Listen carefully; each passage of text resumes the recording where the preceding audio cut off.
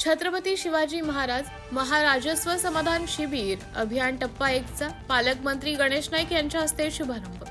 जनतेच्या समस्या तात्काळ सोडवल्या जाणार, पालकमंत्री गणेश नाईक। महसूल विभागाअंतर्गत राबवण्यात येत असलेल्या छत्रपती शिवाजी महाराज महाराजस्व समाधान शिबिर अभियान टप्पा क्रमांक 1 चा शुभारंभ वनमंत्री तथा पालघर जिल्ह्याचे पालकमंत्री गणेश नाईक यांच्या हस्ते पालघर तालुक्यातील माहीम येथे मोठ्या उत्साहात संपन्न झाला। यावेळी राज्याचे वनमंत्री तथा पालघर जिल्ह्याचे पालकमंत्री गणेश नाईक यांनी जनतेच्या समस्या प्रशासनाने तात्काळ सोडवाव्यात आणि शासन जनता यांच्यातील अंतर कमी करणे हीच या शिबिरमागची मुख्य उद्देश असल्याचं सांगितलं। या कार्यक्रमाला आमदार राजेंद्र गावित, जिल्हाधिकारी डॉक्टर इंदुराणी जाखड, जिल्हा पोलीस अधीक्षक यतीश देशमुख, अतिरिक्त जिल्हाधिकारी भाऊसाहेब फटांगरे, उपवन संरक्षक निरंजन दिवाकर, जिल्हा परिषदेचे अतिरिक्त मुख्य कार्यकारी अधिकारी रवींद्र शिंदे यांच्यासह विविध विभागांचे वरिष्ठ अधिकारी, सरपंच, लोकप्रतिनिधी तसेच नागरिक उपस्थित होते। पालकमंत्री गणेश नाईक म्हणाले की शासनाचा कारभार अधिक गतिमान करण्यासाठी आणि नागरिकांच्या दैनंदिन अडचणी थेट प्रशासनापर्यंत पोहोचवून त्यांना त्वरित निराकरण करण्यासाठी हे शिबिर अभियान सुरू करण्यात आलं आहे। पालघर जिल्ह्यातील तालुका, मंडळ तसेच नगर परिषद, नगर पंचायत स्तरावर एकूण 53 शिबिरे आयोजित केली जाणार असून 7 मार्च पासून झालेले हे अभियान 15 मे पर्यंत चालणार आहे।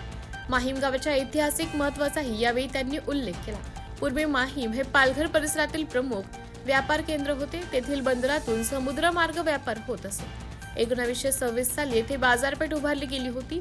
यावरून त्या काळातील गावाचं महत्त्व लक्षात येते असं पालकमंत्री गणेश नाईक यांनी सांगितलं। पालघर जिल्ह्याच्या विकासाबाबत बोलताना पालकमंत्री गणेश नाईक म्हणाले की सातपाडी येथे आंतरराष्ट्रीय स्तरावरील बंदर उभारण्याचा राज्य सरकारचा मानस असून त्यामुळे मच्छीमार आणि स्थानिक अर्थव्यवस्थेला मोठा फायदा होईल। भविष्यात पालघर जिल्हा हा तिसऱ्या मुंबईचा जिल्हा म्हणून विकसित होण्याची क्षमता बाळगतो। तेथे विमानतळ, औद्योगिक विकास आणि पायाभूत सुविधा वाढत असताना स्थानिक नागरिकांचे जीवनमान उंचावणे हेही तितकंच महत्त्वाचं आहे असं पालकमंत्री गणेश नाईक यांनी स्पष्ट केलं।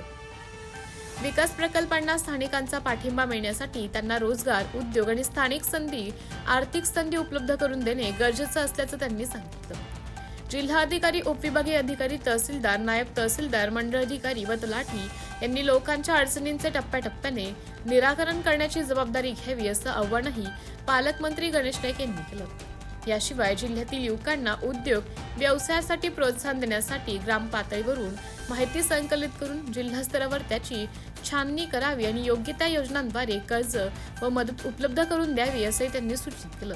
या अभियानामुळे शासन आणि नागरिकां यांच्या संवाद अधिक दृढ होईल आणि लोकांच्या समस्या थेट प्रशासनापर्यंत पोहोचून त्यांचं समाधान होईल असा विश्वास व्यक्त करत मुख्यमंत्री देवेंद्र फडणवीस आणि महसूल मंत्री चंद्रशेखर बावनकुळे यांनी त्यांचा आभार मानले।